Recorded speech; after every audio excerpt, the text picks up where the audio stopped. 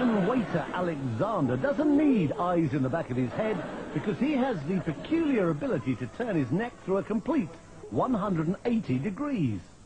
Normally the muscles and the vertebrae in the neck prevent that happening, but because of a peculiarity in his spine, Alexander has confounded orthopedic specialists for years.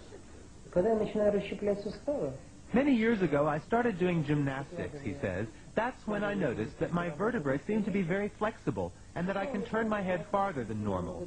I worked at it little by little, going a little farther each time, and one day I was able to turn my head all the way around.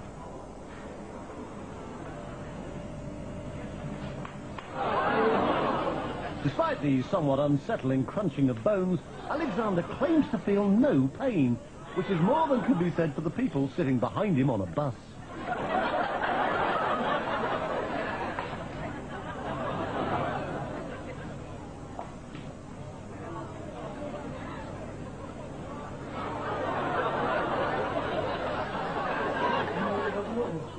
When I do it, it takes energy out of my whole body, he says. It requires 100% concentration. This may sound silly, I know, but in that moment, I don't feel like myself. It's as if I were another person whose body is filled with some kind of energy. I've been a radiologist for more than 30 years, he says, but I've never seen anything like it. Alexander is extremely flexible, no doubt about it.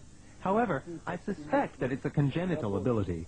It's not something anyone could learn or train for. On the contrary, if someone else were to try it, they would surely break their neck. For me, it's absolutely normal and doesn't hurt at all. The fact that he can turn other people's heads as well, although obviously not as far, has encouraged Alexander to take his peculiar skill on a concert tour.